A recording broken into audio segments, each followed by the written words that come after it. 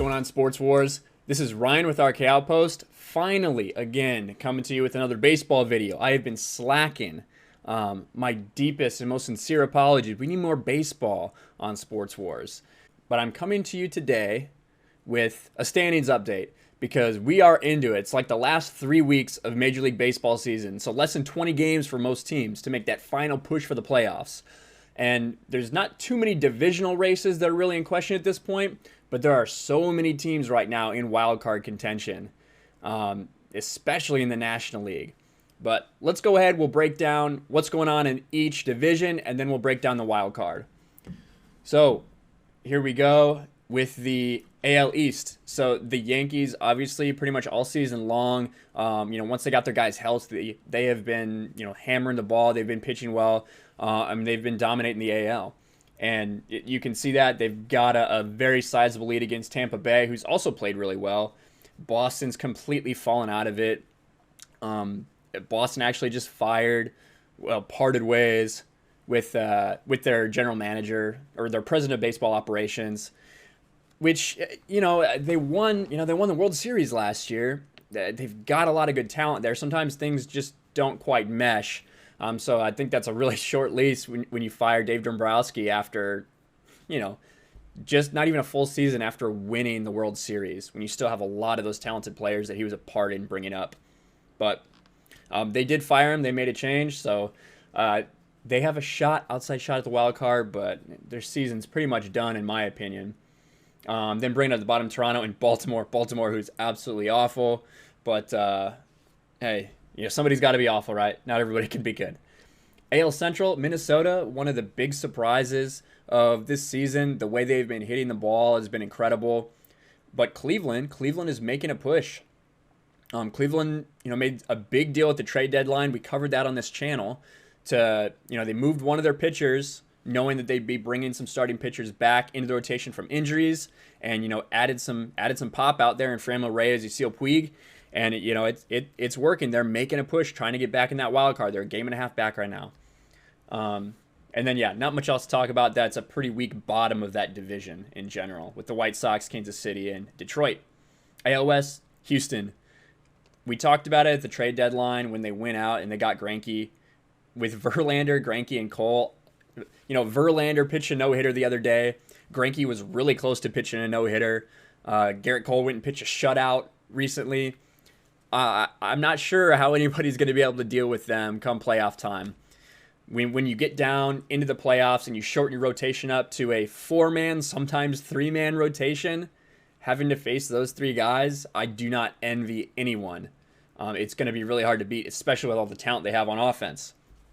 But we talked about Minnesota being surprised. Another surprise we have is Oakland. They're second in that division. They're 9.5 games out, so they're not in contention, but they are firmly in that wild card place.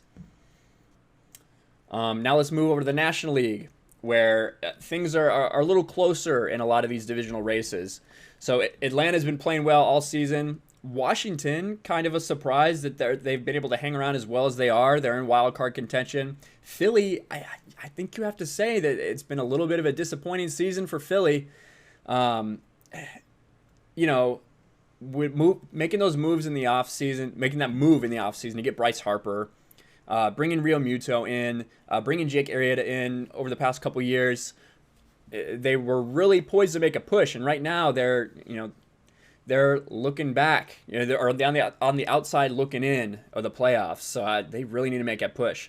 And the Mets, again, keep falling back. They've got Pete Alonso, who's exciting. They've got some good pitchers, but they just don't have the players really for that team to go anywhere. But they're trying. NL Central, my Chicago Cubs have given up that lead. They keep falling back. They keep having to deal with injuries. Javi Baez now has a stress fracture in his thumb. They don't know how long he's going to be out.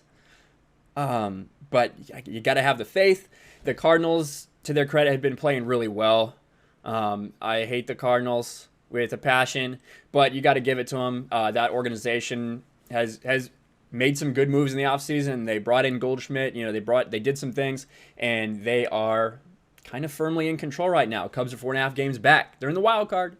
But they're still 4.5 games back of the divisional crown. And then Milwaukee, hot on the Cubs' heels. That's going to be a battle all the way coming down to the end, if I had to imagine, between Chicago and Milwaukee for that final wild card spot. And then the NL West, the Dodgers. The Dodgers are really the class of the National League. They've got the pitching. They've got all the position players. They've got all the hitting. It's pretty incredible what they're able to do. The Dodgers spend a ton of money on people, but at the same time, every year, seemingly every year, you have people like Cody Bellinger and Max Muncy that are coming up through their system, that no one really expected. No one expected that much from, and then they just really overperform, and it's just consistent great players. They got Alex Verdugo for them, who's playing really well this year. So the Dodgers, they pay a lot of people, but they also, they've got a lot of home cooking there as well. Arizona, very far back, 17 games back, but they're in the hunt for a wild card even after moving away from Greinke, moving Greinke off. They're still in the hunt for a wild card, and then everybody else is obviously not too hot. But let's go real quick. Just look at those wild card standings.